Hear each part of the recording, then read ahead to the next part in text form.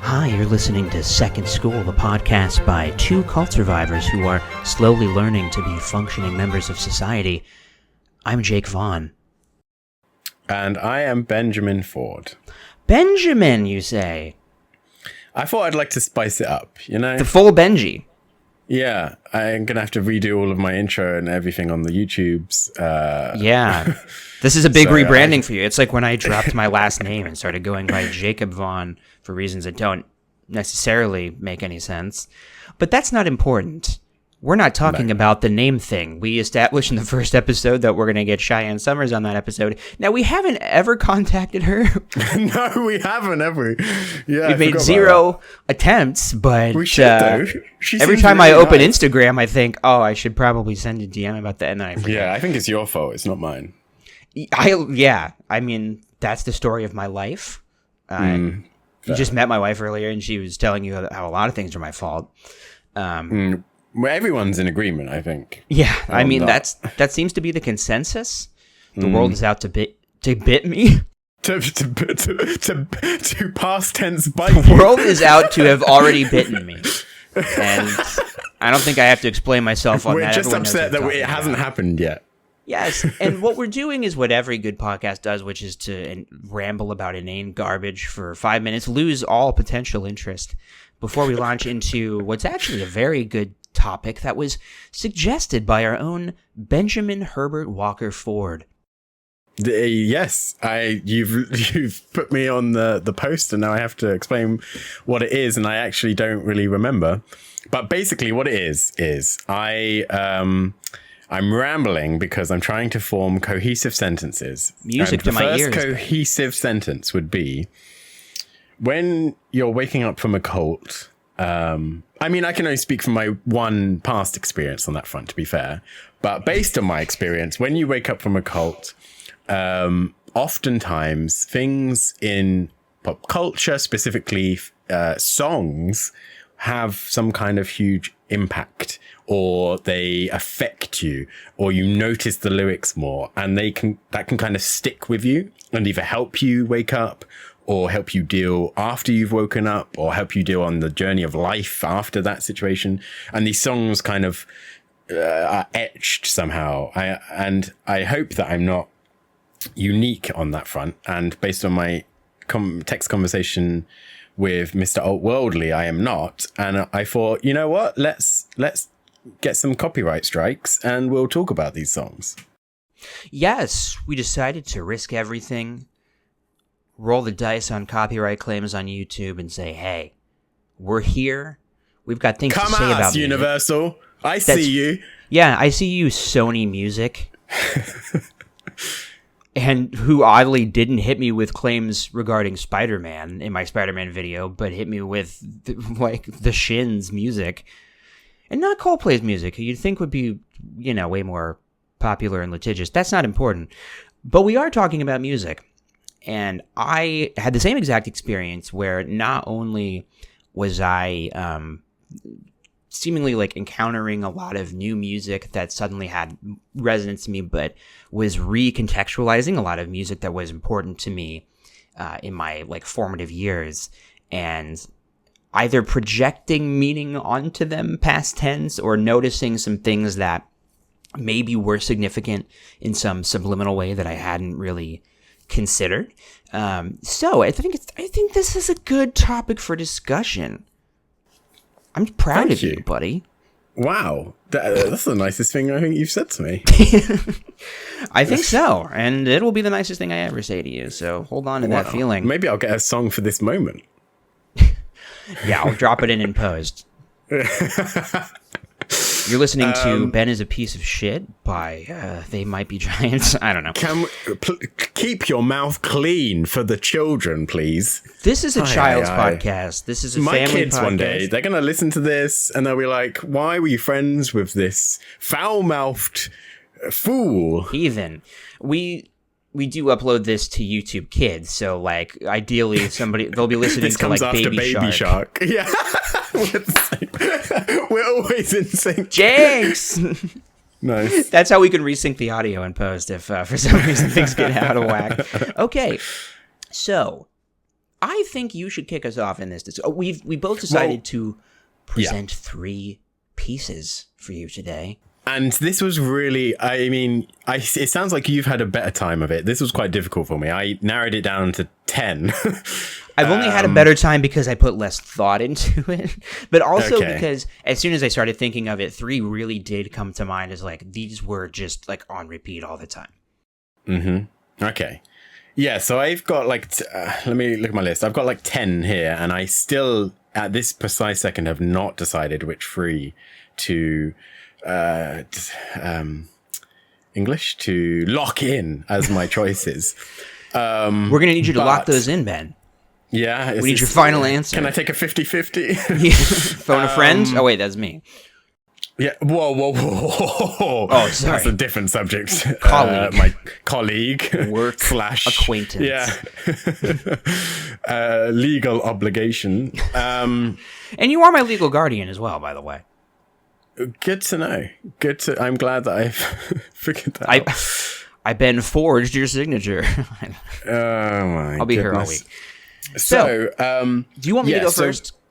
No, it's okay. I got this. I guess the way we're going to do this is I'll say the name of the song and the artist, and then we can play the like a short section of the song, and then we'll regroup, talk about the maybe a portion of that lyrics or the song in general, and then ramble on about why we think that's or why that was important for us, or we think it's kind of cool for this podcast. Yeah, so is that what we've agreed? These are the terms of the agreement. Perfect. We're abiding by the 10 dual commandments. Great. Then my first choice that I'm going to lock in is Praying by Kesha on the Rainbow album. And now it will be playing. And you said that I was done. Well, you were wrong, and now the best is yet to come. 'Cause I can make it on my own. I don't need you. I found a strength I've never known. I'll bring thunder, I'll bring burn. When I'm finished, they won't even know your name. You brought the flames and you put me through hell. I had to learn how to fight for myself. And we both know all the truth I can tell. I'll just say this is I wish you farewell. I hope you're somewhere praying.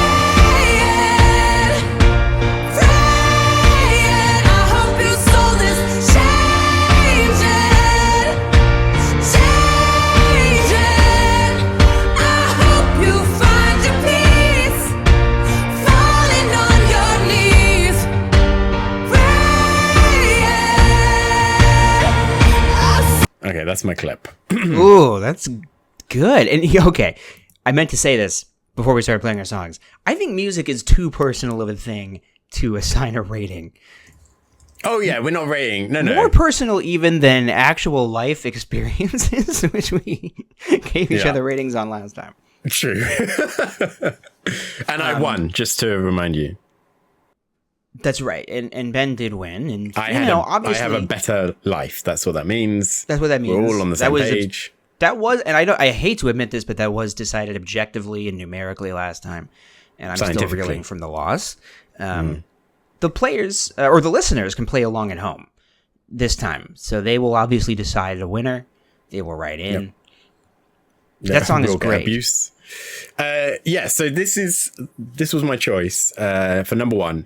I'm gonna put it out there that this is my favorite song of all time, so I am already biased. But the reason is that this helped me through multiple different situations.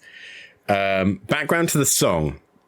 So Kesha, people might remember from the good old TikTok days, when that was a song and not a social media app. I was very confused, but I had to think. I was like, wait, no. And anyway, then she disappeared for a while, and the story goes that she was or experienced some sexual misconduct, and that was she was being blackmailed basically by her producer or people that were above her, and so she just couldn't release music without being in the same room as these people, so she just disappeared. Anyway, long story short, social media kind of picked up on this, and Sony were trying to get some way that she could make music without him, but it was very difficult. Eventually, years and years and years pass, and these music types, they want to make music, so this is obviously quite traumatic that you're not making music in that time, and obviously the situation itself is horrific. Then this is the first song she comes out with, and I heard that she was putting out a song. I wasn't a huge fan. It was fine. It's poppy before, punchy. And I expected this to be like a really standard, F you, now I'm free. Boom, boom, boom, yeah, boom, kind of like her hit. first singles that were just kind of like party and aggressive and all about the freedom that she now has. And it is that. But the whole song is about how, about this thing that happened to her and the fact that, she's never going to see justice for this, no matter what. And she's just got to, in the song, pray that he becomes a better person and that she can move on. And this is just the way it is, God's going to judge you, and I'm just going to have to deal with this, and I can do this by myself, and I am strong enough, and no matter what you've told me, I can do this. So obviously for loads of people that will resonate with them for many different reasons. For me, my childish self, the first time I had in Bethel, I've never spoken about this actually, and this may come up a lot, I guess, when I'm recording, but there was one of my overseers in Bethel is just the most horrific person on the planet. And made many people's lives very difficult. So this song came out, and that kind of helped me get through that period because I was still mentally in the organization, and this song was kind of like, you know what, Jehovah's going to judge you, and that's nothing to do with me, and I can do this. I'm going to push through and stay in Bethel, and we'll be good. Then the multiple situations carried on happening, and where this song kept coming up, and I was like, I can do this. It's not about me, Jehovah. You will judge. Carry on. Finally, when I'm waking up, and specifically post wake up, the song kind of took on new meaning because it felt like the song is talking about the organization as a whole. So some of the lyrics, they're talking about like, you brought the flames and you put me through hell. I had to learn how to fight for myself. And we both know that all the truth that I could tell, I'll just say this is, I wish you farewell. And that's the kind of, it was amazing to just hear this song that I'd heard billions of times through a new lens, where I was like, no matter how many YouTube videos I make or how angry I get or how cool-headed I am, this isn't really going to, have a huge impact where suddenly millions of people go, oh, I'm in a cult and everything's fine. I am just going to have to accept this and move on. And no matter what I think we all naturally feel, I can do this, and I am going to find peace in this, and I am going to be strong enough to carry on. So yeah, I really love this song, and yeah, that's the reasons behind it. So the religious aspect of it doesn't hold a particular way for you anymore, I imagine. No, only in the sense that, or at least not in a literal way. No, so those feelings of I haven't really spoken about that yet, but the thing when people ask, what do I believe right now? I am really always in every decision very cautious to be aware of any bias that I personally have. And so I know that in this current situation I'm in, I'm biased to be just, there is no God, and that's the situation.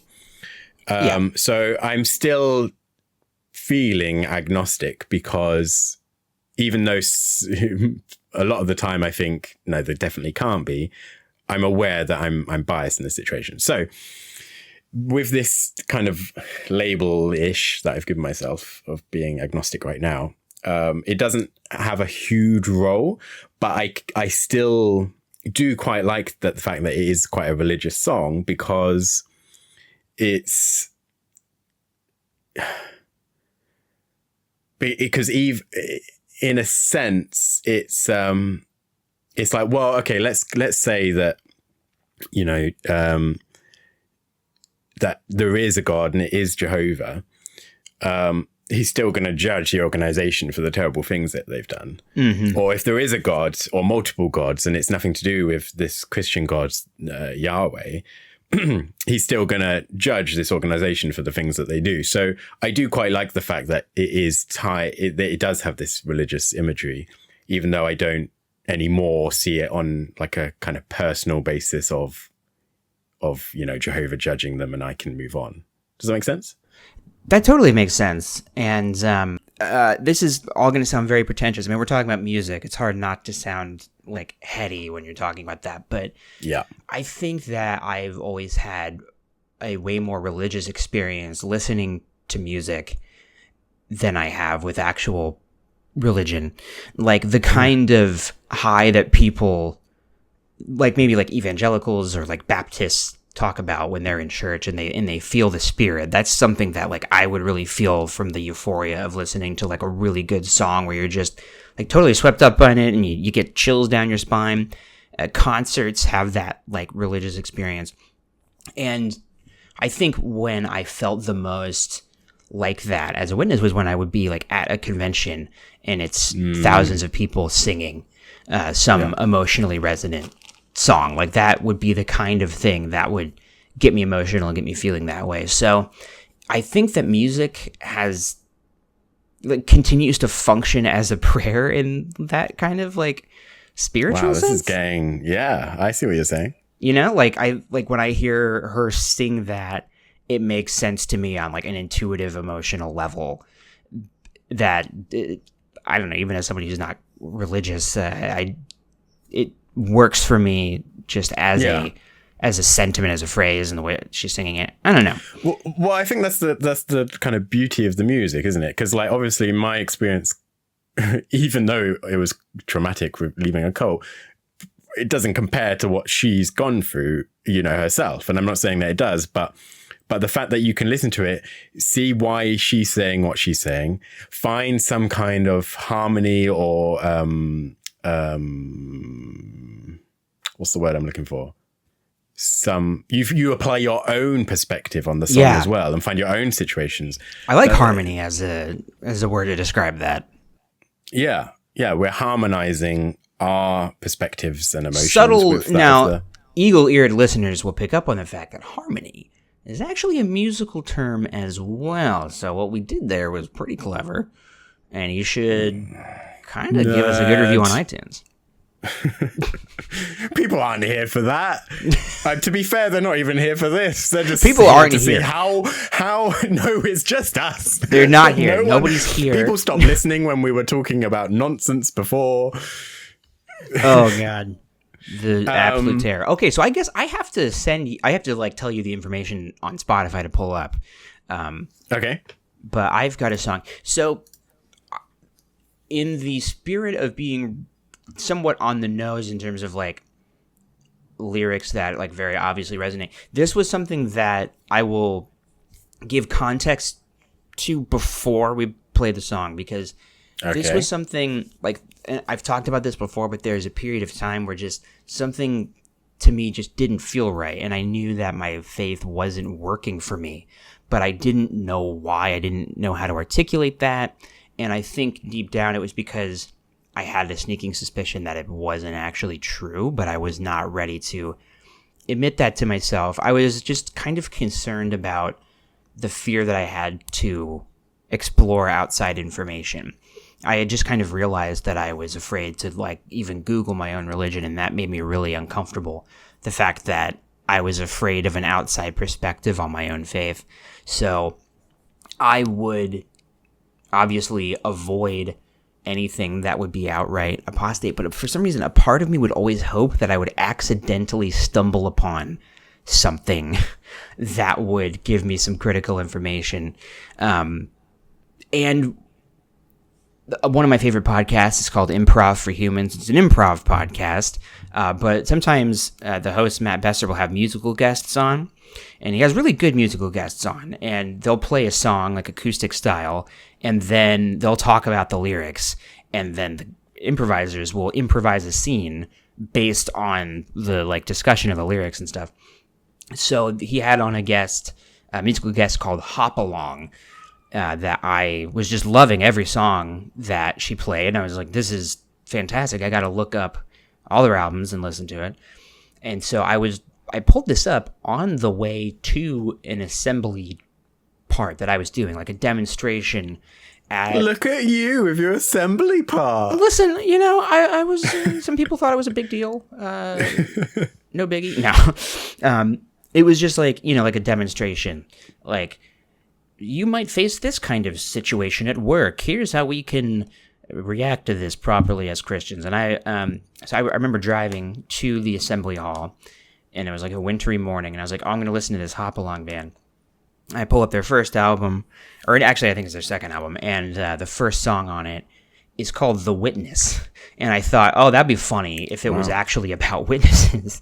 And then I listened to the lyrics and was like, oh, so we're going to play that now. Or no, I'm sorry. It's not called The Witness. It's called The Knock.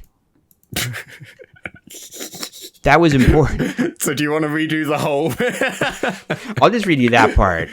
Okay. Where I was like, the song is called The Knock.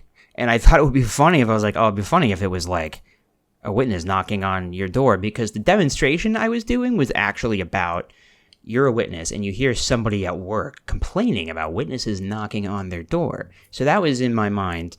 And then it kind of turned out that is what the song is about. So this is the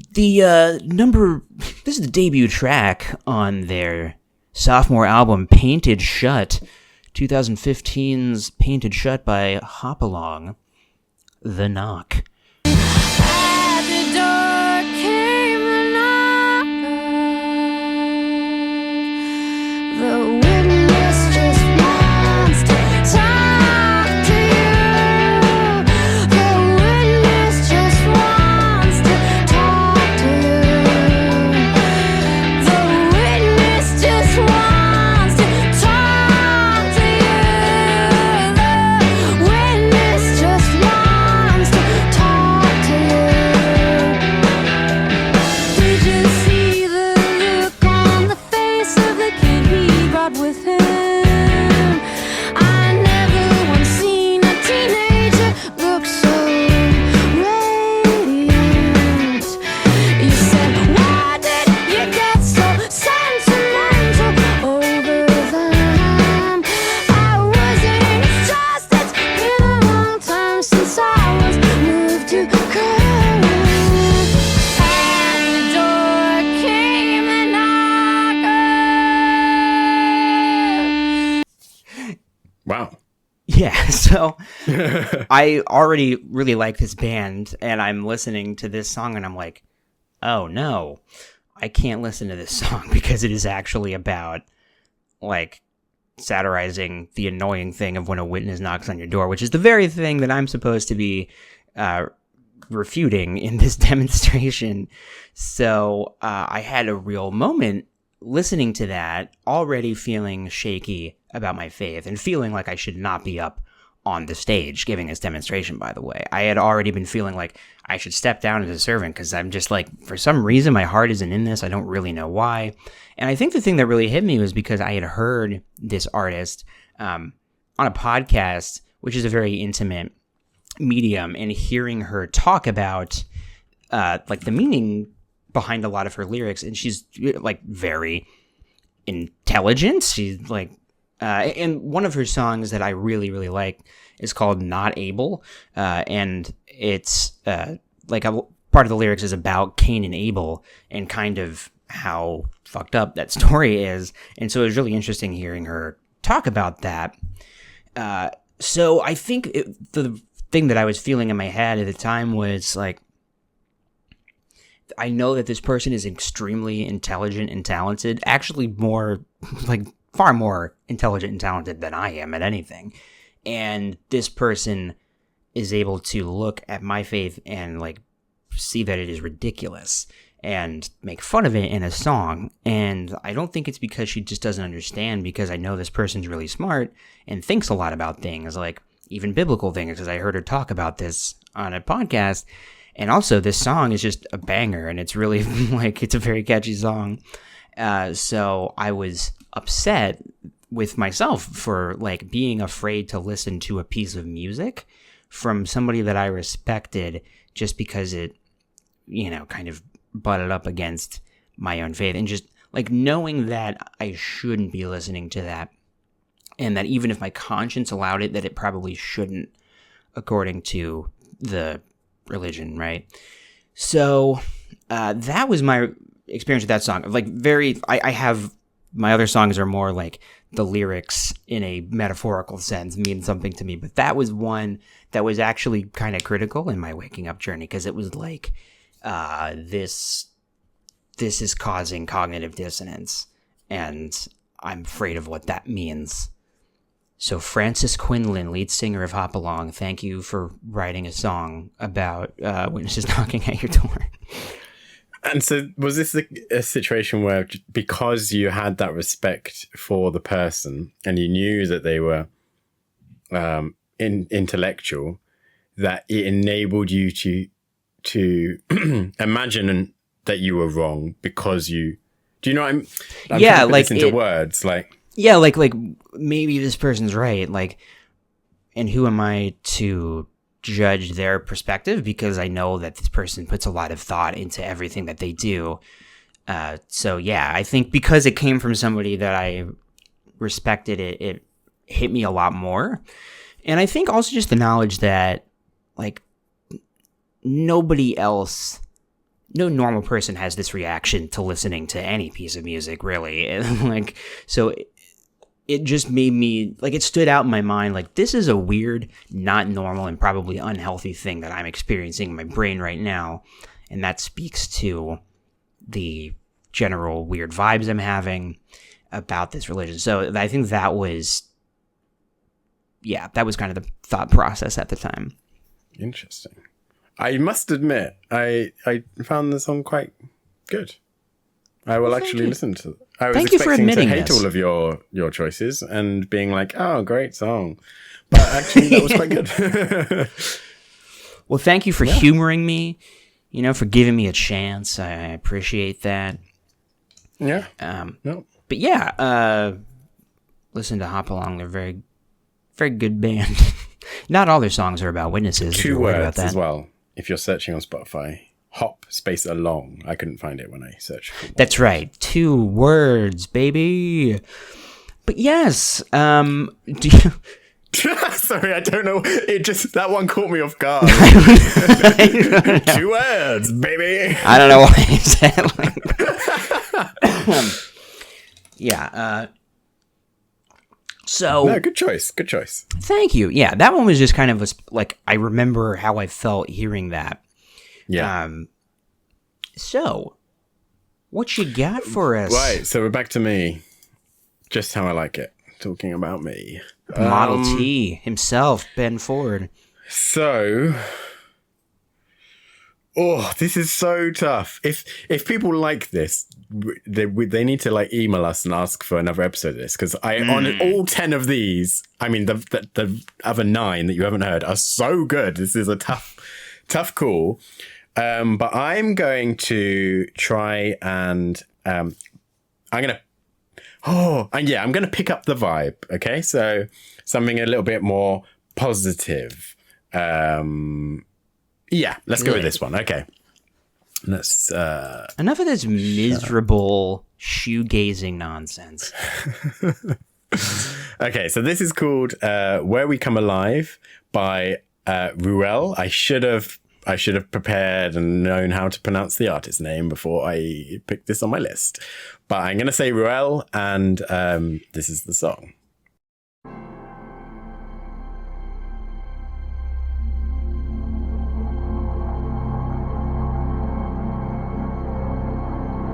I can see the future painted in my eyes. Open up the door and fade into the light. Dive into a world I know. Take my hand and follow me into the sun. There's no end, Grace.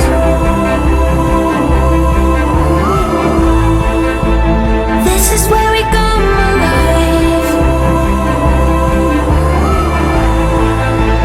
This is where we come alive.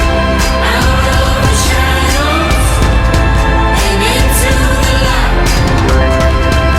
Brave in the unknown. This is where we come alive. So that's the clip for you. And this is a great song just anyway, I think. You don't necessarily have to assign any meaning to it. But yeah, so this is obviously the lyrics are talking about coming out of the darkness. It's talking about there isn't an end. You know, this is where we come alive. So it's like almost like a new beginning, which I found really empowering. The real reason that this is on the list is because of the way I woke up. So for those of you who fortunately have not listened to any of my stuff and have not heard me ramble on about my life, the short story is, as I'm waking up, I fall into, I think, what is probably quite common, like a pit of despair, where I'm like, oh my goodness, there's no meaning. What am I doing?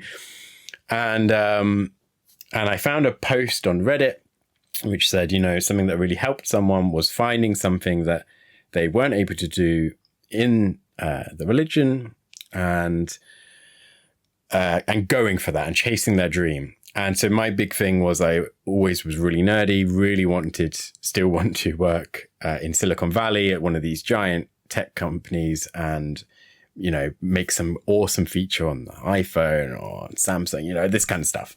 You wanted to be like a suit. You wanted to be an executive. I wanted to be Steve Jobs. Yeah, you wanted to kind of have a oppressive system where you get all the money and you kind of exploit your workers who are doing the actual work and innovation, and you get to put your face on it.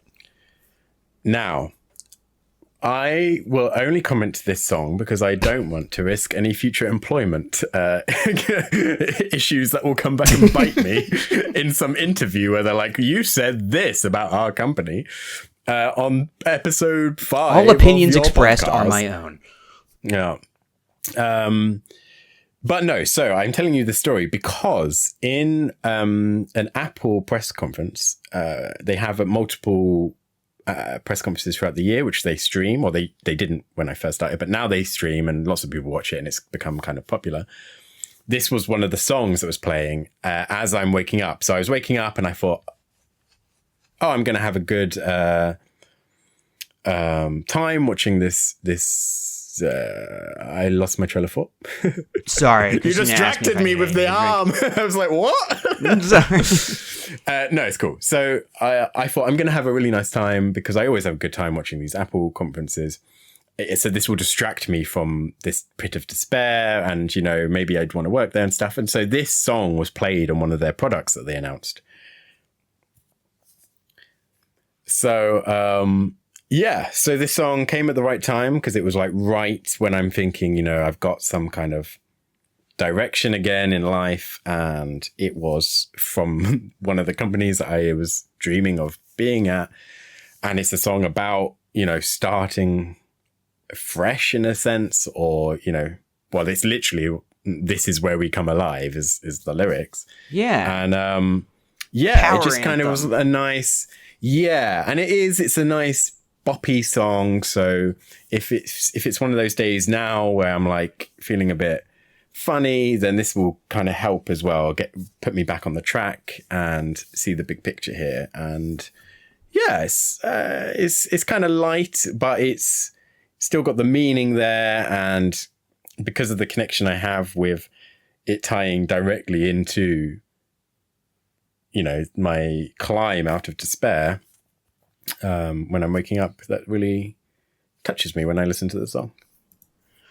That's awesome. I really liked, I have to admit, I thought that song was pretty good. Look how reasonable and kind and honest we're being. I know. This is I did. The woman's voice reminded me a lot of another favorite artist of mine, Sylvan Esso. Has like an almost identical voice, so you would probably like them. I'll send you a link to their songs later. Cool. Do that. So the moral of the story is listen to Sylvan Esso. And what was that bullshit you were talking about? So the really deep personal song that I was playing and whatever. My emotionally fragile state. It was Where We Come Alive by what should be known as Ruelle, but could be Rule or... Yeah, it looked like Ruelle. Ruelle. Yeah, I'm going to go with Ruelle. Is it Ruella DeVille? Way. Or is it Pharrell's, sister? Who doesn't wear quite as big of a hat? You won't listen to anything I say. You're just trying to think of puns for the... No. The idea that I put any thought into these puns is charitable, but no. True. So that's my number 2. And with that, I throw it back to Mr. Jake. Thank you for throwing it back. I will catch it, whatever it is. Okay, so... The next song, sorry, I'm trying to, I need to look up the lyrics because I hadn't thought of, potentially starting it later in the song. Well, that's okay because I'm day drinking here, so I will take a swig while we wait for you to get your nonsense in order. My second song is Harmony Hall by Vampire Weekend, off of their latest album, I believe from 2018, 2019, 2019's Father of the Bride by Vampire Weekend. No relation to the rom-com starring Steve Martin and Martin Short as some kind of silly guy. I feel like no relation to that. Grown 5 years in age listening to your intro here. That was me trying to gather my thoughts. So this is an album that came out sort of in the period of me... Well, let me think about this. I don't think I had fully woken up yet, but I was really close to being at that point. And I just knew fundamentally that this wasn't right, but I still was afraid to do any kind of research or anything. And so for some reason, I'm going to backtrack that. The album came out around that time, and I listened to it a ton because Vampire Weekend's one of my favorite artists.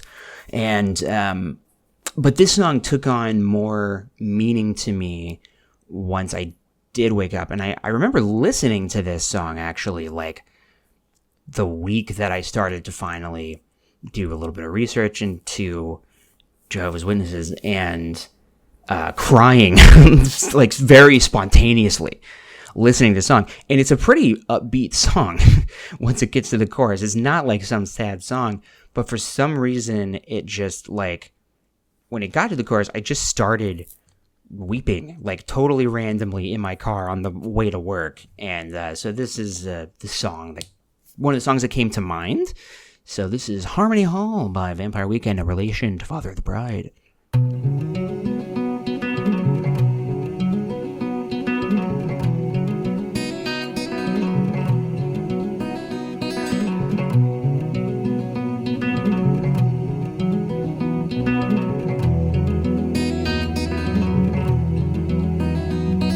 We took a vow in summertime. Now we find ourselves in late December. I believe that New Year's Eve will be the perfect time for their great surrender. But they don't remember. Anger wants a voice, voices won't sing. Sinners harmonize till they can't hear anything. Thought that I was free from from all that questioning. But every time a problem ends, another one begins. And the stone walls of harmony all bear witness. Anybody with a word in mind can never forgive the sight of wicked snakes inside a place you thought was dignified. I don't wanna live like this, but I don't wanna die.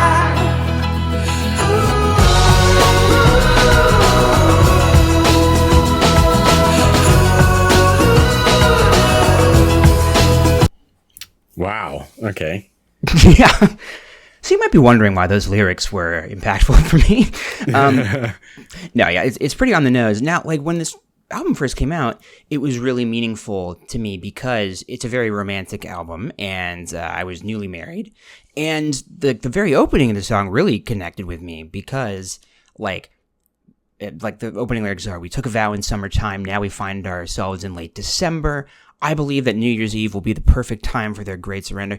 And like we like got engaged in the summertime, and then like in late December we were planning our wedding, and then we got married in January. So like that stuff just like really connected with me in terms of like, oh man, this really feels like our album. But underneath that like these romantic feelings that I had was this weird anger and confusion I had, and the like bridge is anger wants a voice, voices want to sing. Or sorry, it's not a bridge, it's the pre-chorus. Anger wants a voice, voices want to sing, singers harmonize till they can't hear anything. I thought I was free from all that questioning, but every time a problem ends, another one begins. And so that kind of connects with me because it made me think, actually. Like these lyrics really connected with me and kind of forced me to think, like, why is this resonating with me so much? And it was that feeling of like when everybody is united in song, like at a meeting or especially at an assembly or a convention, it is kind of like people giving voice to their frustrations that they are, instead of directing it towards more practical, real world, immediate change, are directing it towards this like harmful group and drowning out those feelings until they can't hear anything anymore. But underneath that, I have all of this questioning, and every time I think that I get over it, another thing pops up. So I just feel like I can't escape this questioning that I have. I'm trying to silence it, but my anger wants a voice, right? And so the thing that obviously started making me cry on my way to work was like the last line of the chorus of the song, which is, "I don't want to live like this, but I don't want to die." And that really hit me, even as somebody who was questioning, because it made me, the thing that I was feeling was, even if this is the truth, I don't want to be a part of it because I disagree so fundamentally with things like their stance on homosexuality and queerness in general. That was really the main thing that I just knew was always going to be a completely insurmountable hurdle that I was never going to be able to reconcile. But I still had that fear of dying at Armageddon. So I don't want to live like this, but I don't want to die. And I think as I started to do research, and what made me start crying that day was also this thing of like, the lines of the chorus are, "The stone walls of Harmony Hall bear witness. Anybody with a worried mind could never forgive the sight of wicked snakes inside a place you thought was dignified." And that was exactly how I felt, like that sense of betrayal of finding out that like Watchtower has covered up all of these scandals over the years, and you've thought that this religion was different, that it wasn't that kind of religion. It was different from the Catholic Church. It didn't have these kinds of cover-ups. So, wicked snakes inside a place you thought was dignified. So yeah, that song really continues to really hit me. And also, it's just become a popular song that I sometimes hear in the local grocery store. So it's also just, it's already just become like a little played out. But it's a song that means a lot to me. Wow. Yeah. So I'd never heard this song before because it's not really my kind of music. It's like the one genre that I don't really enjoy. But I can tell you that will go on my playlist, and almost certainly in the next month, it's going to randomly play on my playlist, and I will start crying because it feels very. I am feeling all of the emotions that you're describing. Yeah, it Good also choice. sounds really different from all of Vampire Weekend's other songs. Like Vampire Weekend are like very poppy. They have a really unique sound that is like very upbeat and optimistic. And so this song is a little melancholy in a way that's kind of different. So that also hits me when I'm like expecting to just kind of have a good time listening to Vampire Weekend, and I'm just like suddenly hit by a truck. So yeah, there's just a lot going on with that song. Wow, that was a good pick. Yeah, in fact, whilst recording, I'm going to add this to my playlist so that I can have a nice cry randomly on the bus one day, and everyone can look at me. I think you would like Vampire Weekend. I think that you would, just judging by your taste, I think you would enjoy their music, sir. I don't know. I think, well, because a witness that I was friendly with, well, that makes it sound weird, that I had a relationship with. Oh, that's it getting worse. Someone that I knew really liked this band. So I always stayed clear because they started to like this band. And I hate it when people recommend stuff normally to me because I immediately think I'm going to hate this and I don't want to listen to it. Wow, and we are exactly the same. At the same time, we kind of drifted quite rapidly. And so the band kind of linked to that person. But funnily enough, that was years and years ago. And so when you started talking about them, I was like, oh, yeah, I never went back and like revisited that band. And but this song, wow. Yeah, I wasn't expecting it. I got a little bit emotional. I'm not going to lie. I noticed that. Pick. Yeah. But it makes sense. I totally am with you, though. And, like, whenever somebody recommends something to me, I'm like, you're giving me homework. And you're going to be disappointed if I don't like it when as much I don't as like you. it, yeah. So I might as well just stay away from it so you're only disappointed that I haven't seen it. I can maintain ignorance. Ignorance is bliss, as we all know. Yeah. The moral of the song is stay away from things that frighten you. No, but I'm with you there, and I will not blame you if you don't listen to them. However, I think it would make your life better, and if you don't like them and we can't be friends anymore, that's beside the point. It's my turn. It is your turn. Well, I'm pulling you up lyrics to my next song. Tap the keyboard. Yeah, I wanted to do that, and I noticed you were doing it as I was playing or as I was talking, and I thought, how very dare you, but also what a great idea. So let me do that now.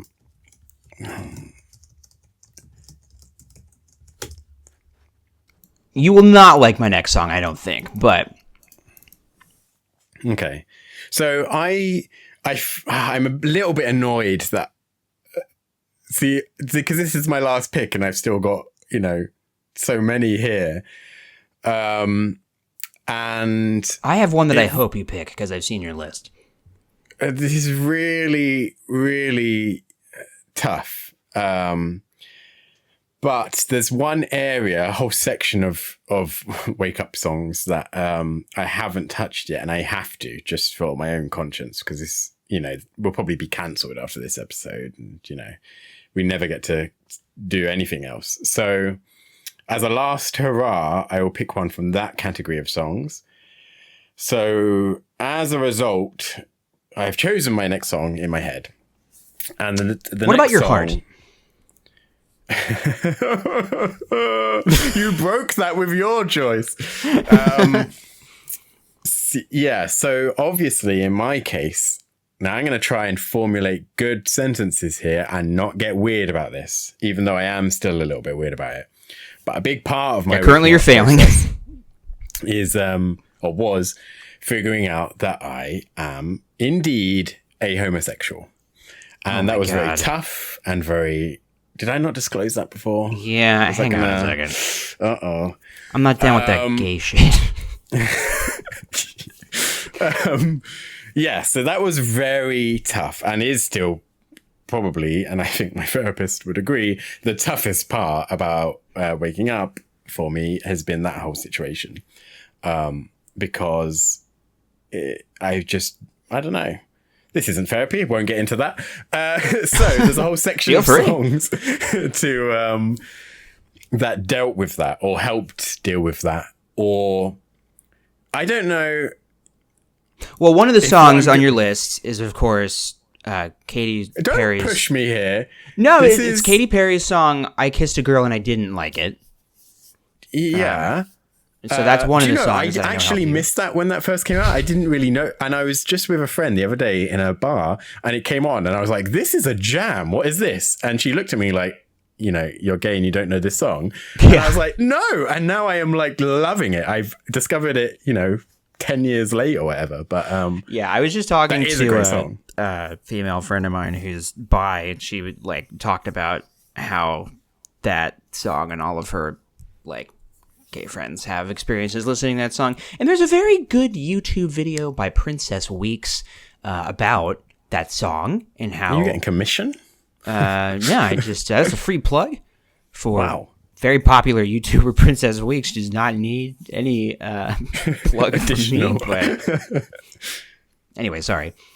I just wanted to make that pun as you called out earlier. I'm just listening for my opportunity to jump in and make little quips and then jump right back out.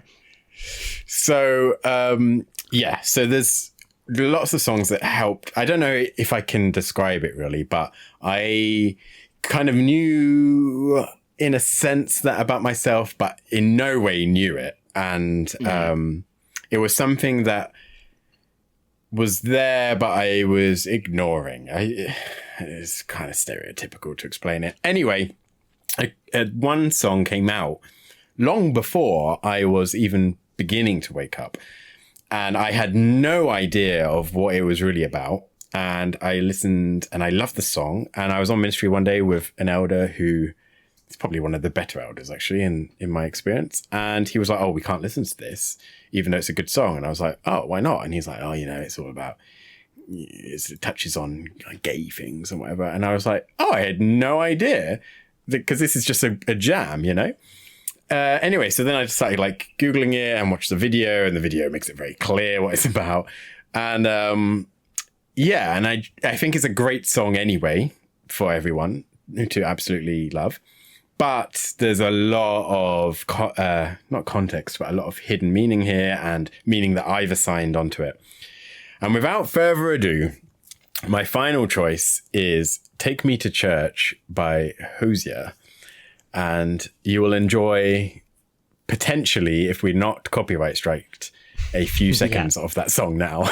You'll enjoy the podcast version if YouTube makes us edit that out on the YouTube version. If we have to edit it out, I think you should have to sing the songs. Oh! I accept your challenge. Okay, here's the song. Fresh poison each week. We were born sick. You heard them say it. My church offers no absolutes. She tells me worship in the bedroom. The only heaven I'll be sent to is when I'm alone with you. I was born sick, but I love it. Command me to be well. Yeah. Amen. Amen. Amen. Take me to church, I worship like a dog at the shrine of your life. I'll tell you my sins and you can sharpen your knife. Offer me that deathless death, the good God, let me give you my life. Take me to church. That was the clip. And yeah. So let me bring up the lyrics here so I can delve in. But obviously the chorus is the sitch here. There's a lot of religious imagery in it. Take me to church. I'll worship like a dog at the shrine of your lies. I'll tell you my sins and you can sharpen your knife. Offer me that deathless death. Good God, let me give you my life. And that was so I listened to the song and I mean, obviously I recommend that people watch the video as well, because that adds another layer onto it. Especially where it's like pretty obviously gay, where it's like, we were born sick, you heard them say it, you know. But yeah, the chorus is the key here, because when I'm waking up, this song kind of popped up again.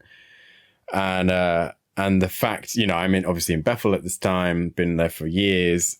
The idea that like, I'm worshipping like a dog at the shrine of your lies. Like I'm having to do this day in, day out, even though I'm becoming more and more aware that this is a lie. If I tell you my sins, if I either start talking openly about possibly maybe having different sexuality as the one you want me to have, and or anything that goes against what you guys believe, you're going to sharpen your knife. Like literally, you'll get ready to attack me and take away things, privileges and or family relation, like the whole shebang is up for grabs if I start talking to you. And then what are you going to give me? You're going to offer me that deathless death. Like that is literally like, you know, at the end of the day, do you want to be in paradise or not? Do you want to live forever or not? Because you've got to do this stuff if you do. That is what they're offering me, is deathless death. And it's the classic. I just like the way the lyrics are. It's like, offer me that deathless death. Like it's like a kind of like, you know, that's what they're going to say and that's what they're going to want to offer you. And yet in the song, it's kind of like, it doesn't matter. And to me, it was becoming like, well, it doesn't matter because it's not real anyway. And then, good God, let me give you my life. And at this point, I'm like, I've spent years of my life giving you my life. And that doesn't mean anything because of how I currently feel and what I may think about myself and or the religion. Like it literally doesn't, me being a Bethelite doesn't protect me in any way from anything, doesn't give me the right to go, hey, you know, this really doesn't make sense, does it? It's nothing. Like, so it really was an amazing song that, yeah. And I think I mentioned a second ago, but I might be blacking out, that the video also is like really good and, powerful in a way, because that was one of the first, probably was the first, one of the first bits of media that I'd really consumed, let's say, that was like kind of pro LGBTQ plus or any of that. It was very, the video makes it is about a guy or two guys and, you know, people that hate people's hatred towards that. And I don't know, it just really resonated at the beginning when it was like, no, we can't listen to this. And that made me curious. That was like almost a classic apostate situation where it's like, don't look at this and you want to look at it. Yeah. They were like, no, we can't listen to this. And I was like, oh, I'm going to listen to this.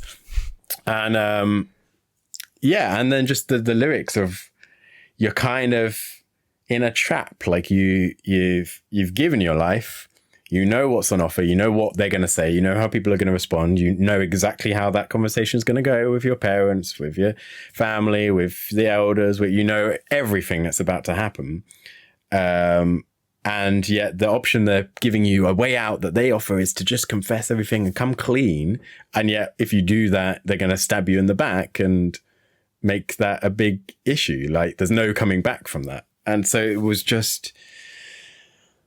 Yeah, I mean, I think it's quite popular in the LGBTQ plus community, but if with the added experience of having left or wanting to leave the cult, it really took on a crazy new meaning, especially in Bethel, where I am or had given my life. And I am worshipping, like having to worship every morning, you know, got all this routine. I am stuck at the shrine of their lies. It was, yeah, what a banger. That's all I got to say. Yeah, I actually have not seen the music video. I generally don't like music videos because for some reason I'll hear a song and I have imagery in my head that I associate with it. And it's almost like when you see a movie adaptation of a book you're like, it's not really what I associate with that song. But that's really interesting, the Bethel part of it too, because it really is like every witness who becomes a baptized member dedicates their life. That's the phrasing that you would even use, but it's different when you're literally like, especially during COVID, locked down in a building, right, worshiping every day, all day. Everything that you do is considered sacred service. So it's like completely inescapable, dominating every hour of your day. Yeah, that's pretty heavy stuff. Yeah. Yeah, it's I would say probably not with song number 2, but definitely with Praying and Take Me to Church. I think the videos add something that even the song itself, even though I think the songs are incredible, it just can't.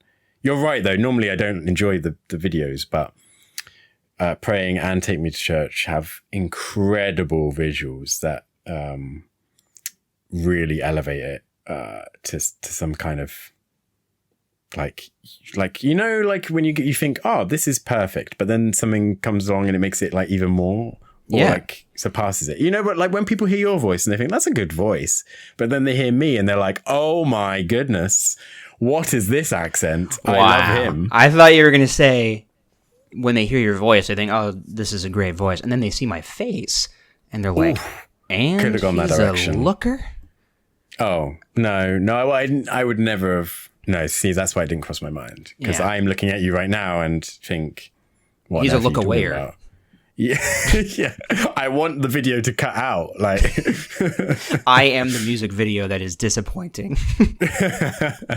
It doesn't match my expectations. You see the lead singer of the band, and you're like, wow, their voice doesn't line up with their weird face at all. Yeah, but so those are the 3 choices that I've had. That I have many more, and I'm gonna I'm gonna kick myself later. That's I'm a different really thing. glad that you clarified. Kicking myself later because there's so many good ones, but I had to get one in about the experience of waking up as a gay individual. I had to get in the best song of all time, and then one positive, uplifting. Those were the themes that I went with. Yeah, that's all fantastic. And Take Me to Church I had the same experience where I, like, you know, in hushed tones would hear, you know, it's actually like a gay song, and I just didn't care. And I was like listening to people said the same thing about like Frank Ocean, and I was just like, I don't really care. I thought you were going to play a Frank Ocean song, quite frankly. But this is the whitest podcast of all time. So my song is by The National, the whitest band of all time. So this is another song that for some reason just made me spontaneously start weeping in the car one time. I usually listen to music in the car very loudly. That's my favorite place to listen to music.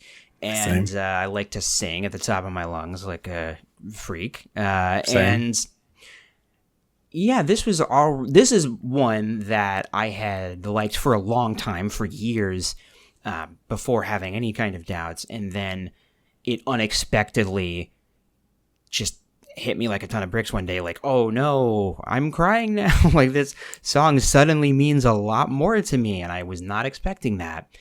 And the lyrics are partially, it'll be obvious why it means a lot to me, and partially it won't make any sense because I know that I'm projecting meaning onto it that is not what the songwriter intends, but it works for me anyway.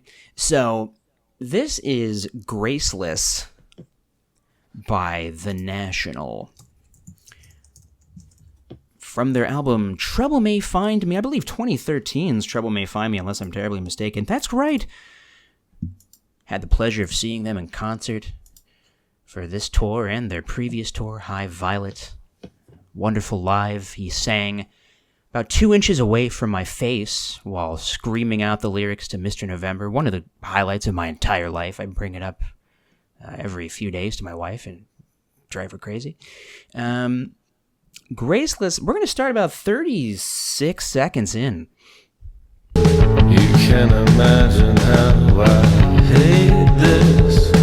Graceless, I'm trying, but I'm graceless. Don't have the sunny side to face this. I am invisible, I weightless. You can imagine how I hate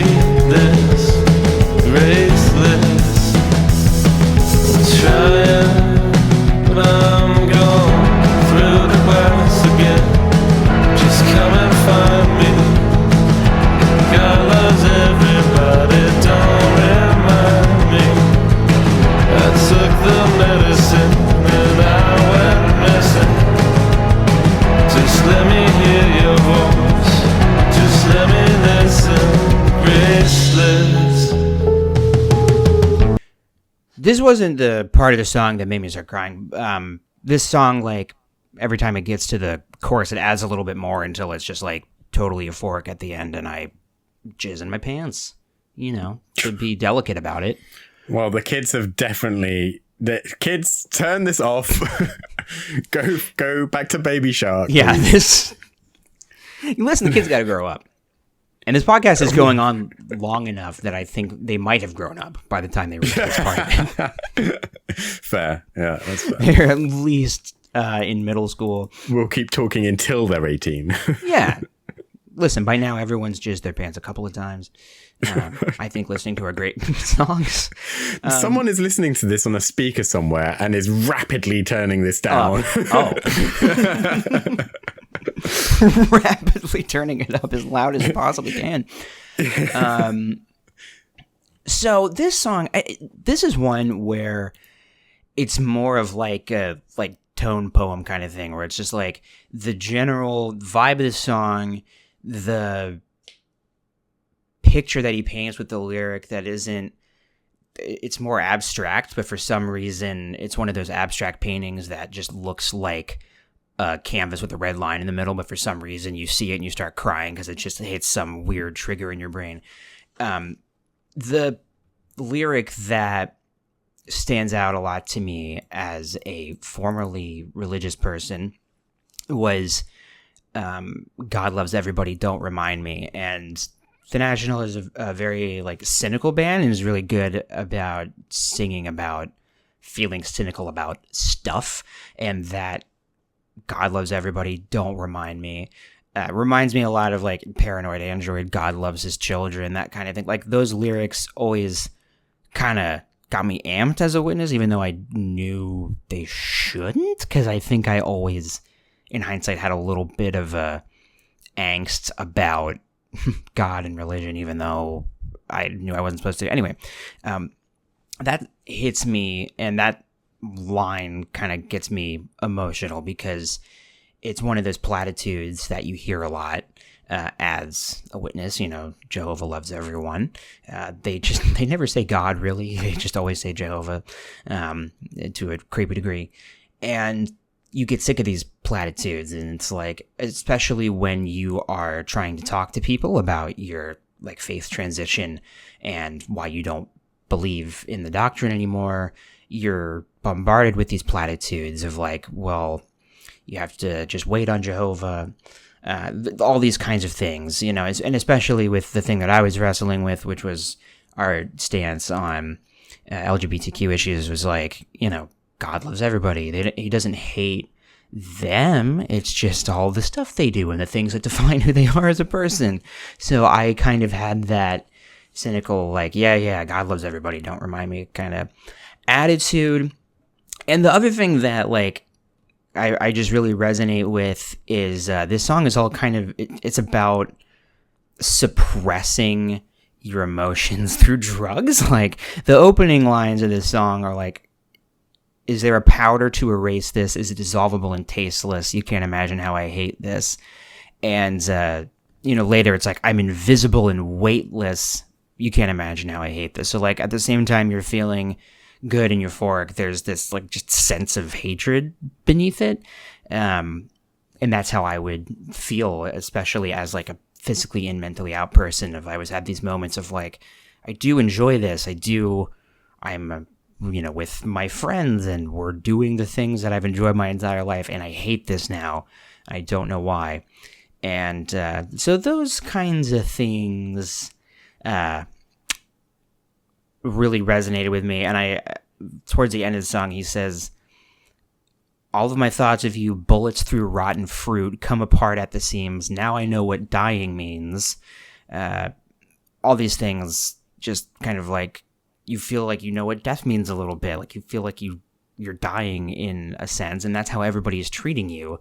If you are inactive or fading for a while, like I was, they treat you like this cancer patient, when in reality you're just changing your mind about stuff after you checked to see if it was true. And so this song really means a lot to me. One of my favorite bands, one of my favorite songs of theirs, and sometimes I cry in the car listening to it. It's not a big deal. So now, you've been very kind to me. I did not like the song. Yeah, I did not anticipate that you would. But I do, the line that you picked up on did also resonate with me with the God loves everyone, don't remind me. And it is really insane, like what you've just brought up about the whole, like, witnesses kind of agree with it, like, you know, God does love everyone, we love everyone, it's behaviors we don't love. And yet, nevertheless, when witnesses hear lines like God loves everyone, or, you know, God loves you regardless of it kind of triggers them, like, no, that's wrong, that's this artsy fartsy new liberal nonsense, you know. Yeah, it's like, yeah. But at the same time, they'll kind Like of everything say, happens for a reason. You know, they don't like that. Yeah. All these things that they actually, if you kind of boil them or hit them over the head with a certain watchtower, they'll be like, well, yes, okay, it's true, but they don't like to get to tie themselves to things like that. It is really interesting. But You don't listen to a lot of rock bands, I don't think, right? I do not, no. Yeah. Is that becoming obvious? Yeah, but that's fine. I don't either. But yes, good song. We all agree. We all loved it. And, No, it's like you say, especially when you've got a connection to a song. It's yeah, it doesn't be like you were saying before. It really becomes something incredible, I think. Yeah, it becomes like some kind of like weird prayer or incantation that you're doing. Like it kind of ceases to just become a piece of music. And that's another thing. I don't know about you, but I have a hard time just passively listening to music. Like I can't listen to music and do something else a lot of times, because then I just find myself completely distracted by the music and I'm just listening to it, and then I'm no longer reading my book or, you know, writing something. I'm just completely swept up in it. So I don't listen to a lot of music passively, which means basically all of my musical taste is like very emotion driven. And whether it's I want something really happy and poppy, or if I want something with party vibes, or I just want to be sad, I have music to go along with that. But it's not something I can just do passively for some reason. And I wonder if that's a little bit of the witness mindset, in a way of like, you can't just passively have faith in it. You can't just be a seat warmer, you know, back row publisher. You gotta just like put everything into it. And I don't know. That is interesting. Sometimes I also just project witness meanings onto things. Yeah, I'm not like that at all, but my parents tried to make me like that. So what I mean is, I find it really difficult to do anything without music. Like, I need music. I will honestly get low if I haven't heard music for a day or two. Yeah. I need it constantly. So also what you're describing about listening to the lyrics and really being in the song in the moment, but at the same time, passively studying, coding, I need the music to drive me.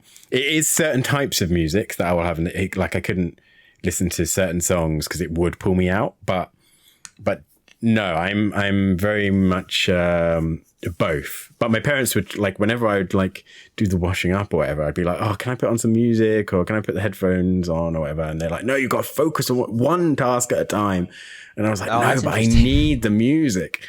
And that's what I really liked about, this is a funny segue, but I really liked about my jobs before Bethel is that, because in IT, often you can just listen to music. And the jobs I had, I could always pick the playlists that were going on, and it was great. Yeah. And you get to Bethel and you're not allowed music when you're working at all. That's so miserable. For 6 years, I had no, you're not even allowed to listen to Kingdom songs. There is no music. And the times when I played music, because I was like, I needed some music, genuinely people would come up and be like, you're not allowed to play music in Bethel. Can you turn that off, please? And I cannot imagine that. That was one of the toughest things, because I'd had it for so long in my work, and to try and just like stack a pallet of magazines all day, every day without music. Even now, knowing I did it, it sounds incredible because I can't function without music. So I would just, in the end, I kind of combated that by humming and or singing my own stuff, and like a freak. Or well, not my own music, but like I would just like hum a Disney song or something that was like really easy to remember. Busting out original, like Ben Ford originals out there. No, that's to come. That's still to come for the listeners. But next week we're debuting Ben's new single, Stack of Magazines. No, but that's how I got through it. But yeah, music really, I need that passive kind of, it just something in my brain happens that it's like, okay, you can do the music and we'll give you 20% brain power to do whatever nonsense you've got to do now, you know? Okay, that I do totally get, because at work I do listen to music and podcasts and stuff all the time. But I think what, like, the nature of my work is often very repetitive. Like, I'm doing the same thing over and over again, so I can have a headphone in and just let muscle memory take over and stuff. And the times when I'm not able to do that, when I have to really like concentrate, or I'm like in an operating room and I have to be serious. Yeah, and for really... context, you work in a hospital. I work in a hospital. Like, oh, can you slice open this man and take out this? Yeah, sorry, Johnny Cash is playing. What are you on about? Yeah, a lot of that stuff is like, I'll have music playing, but then I do totally just like, I'm only concentrating on that, and I get irritated if people are like interrupt me during a good part of the song. I'm like, what do you want? What do you want? Someone better be dying. Oh, they are. That's right. I'm like, oh shit.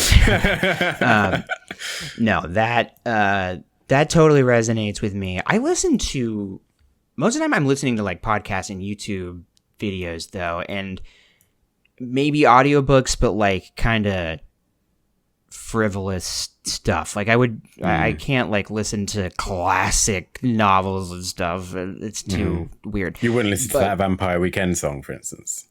No, I'll definitely listen to some Vampire Weekend at work. But would you listen to any of the songs that you chose now passively? I would, but it would definitely put me in a very weird mood. And I would. Okay. That would be one of those things where I'm like, I'm in my little corner working on something. Don't bother me right now. Music is good. I think that's the moral of the show. And this has been awesome. I've loved just hearing your musical choices and talking about it. Talking about music with my friends is something that I've missed. I didn't realize till now. I actually realized that recently because Band I Like put out an album, and I really wanted to text my two uncles who have the exact same taste in music as me, and we'd talk about music all the time. And I was like, oh man, it really sucks that I can't text them about how exciting this particular thing is. And so it's been nice. It's been nice talking about some Muse with my bruh. Okay. What I took away from that really nice sentiment is that you consider me a friend, which is news to me. I don't reciprocate the feelings, but that's right. Ben is very consistent on this. Not a friend, and this has been made clear to me in writing. Written. You got the letter, did you? Yeah, from the judge. It was a restraining order. It was. I have to restain. In Britain, they're called restaining orders. Yeah.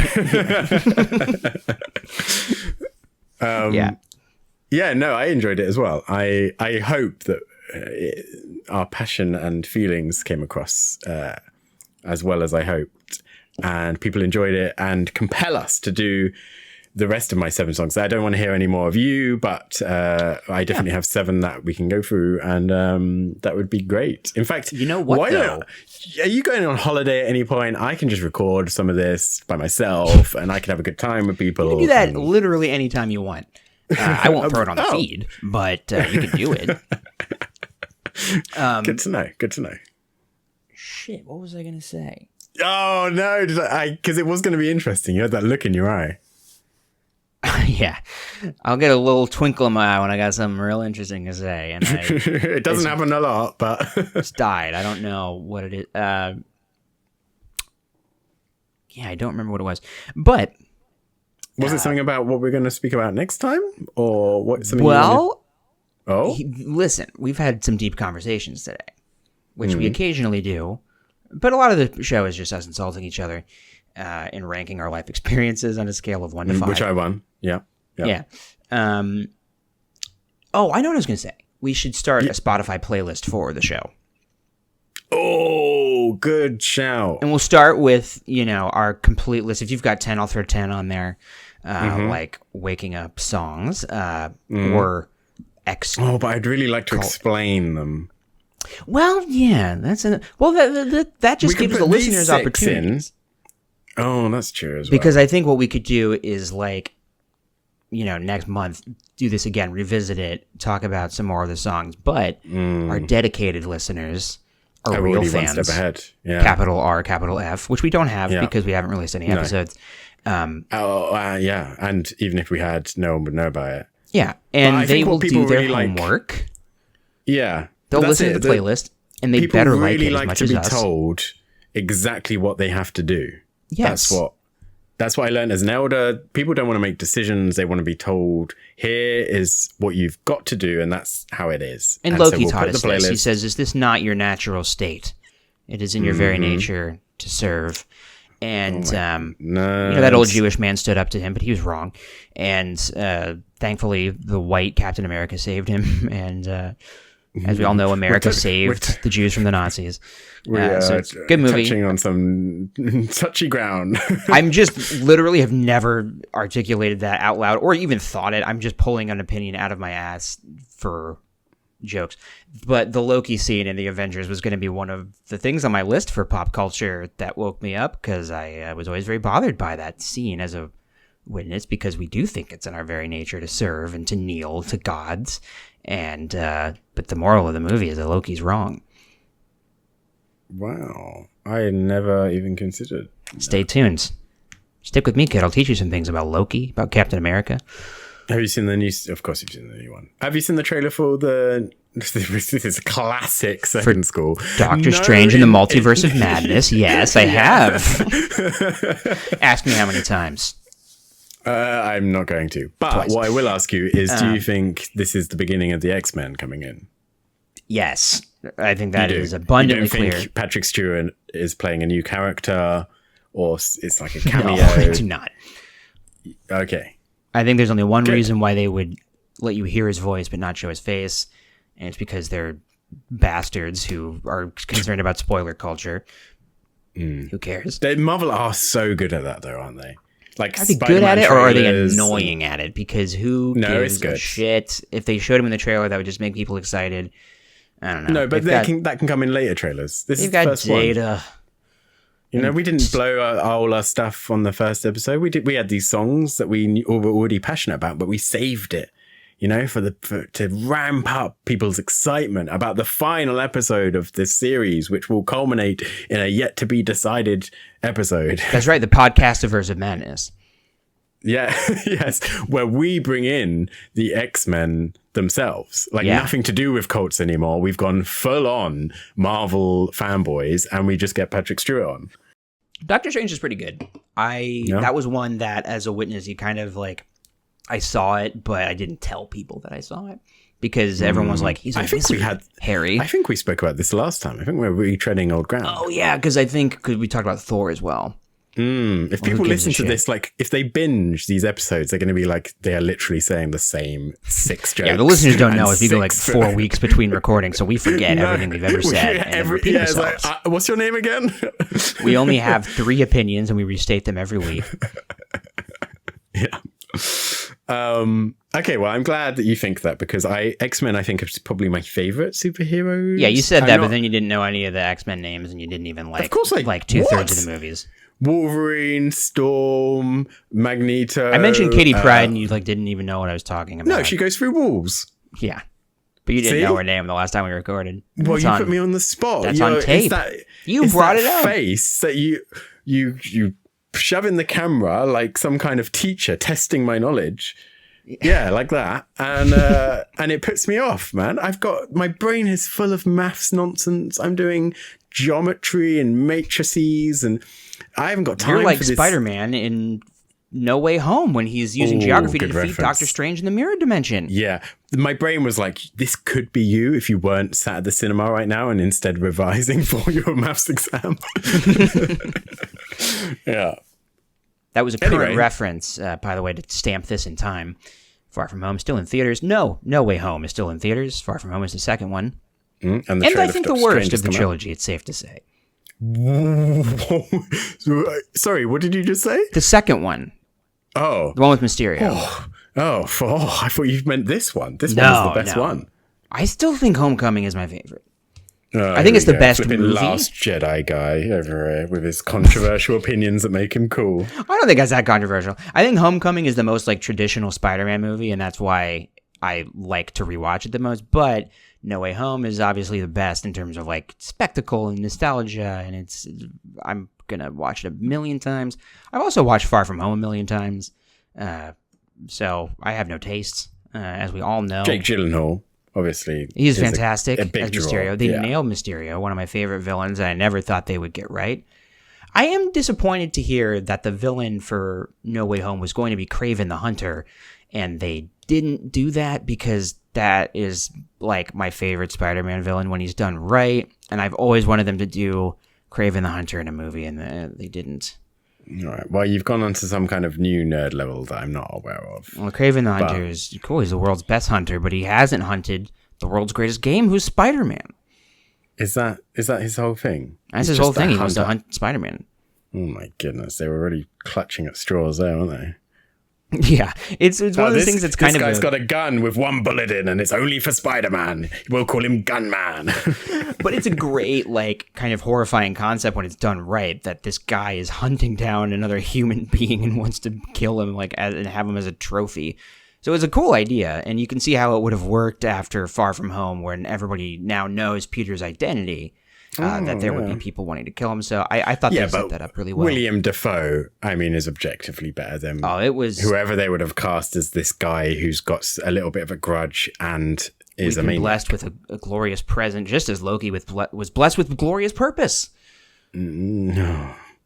Or cursed Anyway. with glorious purpose. I'm so sorry. That was their dose of... Did this ever happen in the actual second school? Did you ever have that where, like, if there was enough time at the end of the meeting, as in at the end of the second school, but the meeting hadn't caught up yet, that they would just ramble on about, like, ministry arrangements or some good experience they'd be they like, had? I feel like that's what What this else is in the news? Yeah. Yeah. It's like, the main meeting, we're not ready for you yet, so we'll ramble on about Marvel. Doctor Strange, anyone? Yeah. And that's why you only got to conduct the second school one time. I loved conducting at second school. It was my jam. That was One of my my favorite elder bits. friends would always say, you can do anything from the platform once. And I always thought that was a very funny thing to say. Because, yeah, it's true. It's true. You can get up there and do anything one time. So if you want to In the second school, you can do it all the time. Yeah, you could do it No one time. cares. Okay, well, Nice. next week we're talking about hanging dong. Oh, no, we didn't establish what we're going to talk about. I feel we always put ourselves in a bit of a bind when we record it into an Amanda bind. Oh but no, I know but you've what we're got going to talk one. about. No, go on. Which is Amanda Bynes and hanging dong, two separate subjects. And we're going to talk about where we're at with our religion or lack thereof. Oh, how we're oh my. Well, spoiler goodness, alert, are none we? of us are a part of a religion. But do we have faith in a deity? Yeah, In what's some sort of logos? Yeah. Okay. Yeah, we can chat about that. I think that would be a good thing to do. And maybe we can get some... I mean, it's a little bit weird because, you're just some colleague and I'm opening up to you. I wouldn't do that at my actual job, but... Yeah, you know. I'm basically a stranger. Yeah. But on this one occasion, I'll open up for you. Yeah. And It's nice. Ben is very reserved about his feelings, his emotions, and he doesn't tell me how he's feeling about stuff. I try to tell you constantly that I hate you and I don't want to be here, but you don't listen. Yeah, you send me restaining orders, which, thankfully don't hold any weight in America. Though I have been wearing my clothes for 3 days in a row and staining them constantly. Oh my goodness. Edit all of this out. No, this is staying in. This is going at the top, loud as possible. Turn up your volumes. This has been Second School, greatest podcast of all time, the only next Jehovah's Witness podcast.